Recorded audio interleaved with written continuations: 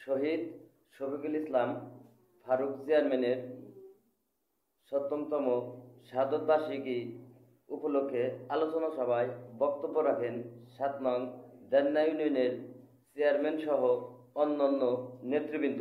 বিস্তারিত দেখুন তালাশ বাংলায়।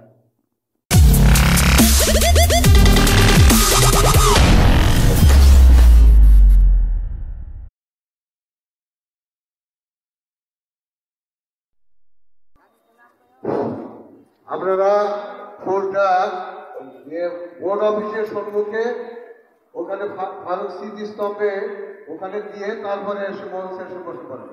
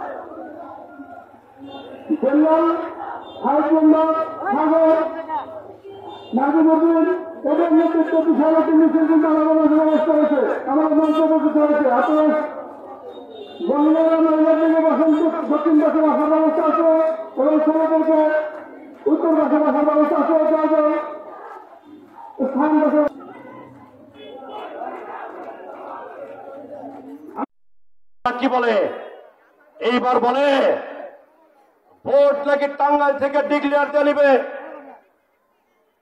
গতবার বলছিল এক ভোট পেলেই পাস, বলে নাই? এবার সুর পাল্টে দিছে, এবার বলছে কি টাঙ্গাইল থেকে ঘোষণা দিয়ে নিবে।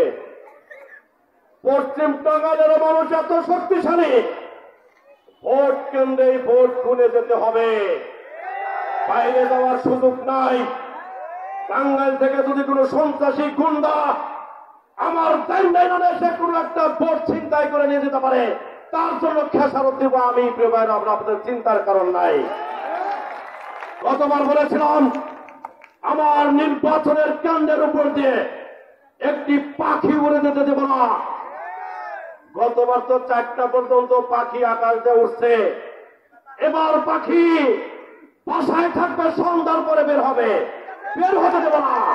নির্বাচনের সময় ভোট কতুরের কথা, একটা পাখি বাসা থেকে বের হবে না। প্রিয় ভাই আমার, সন্দেহের কোনো কারণ নাই। যে যতই বলুক বড় ভাই ছোট ভাই এসে আমাদের ভোট নিয়ে দিবে।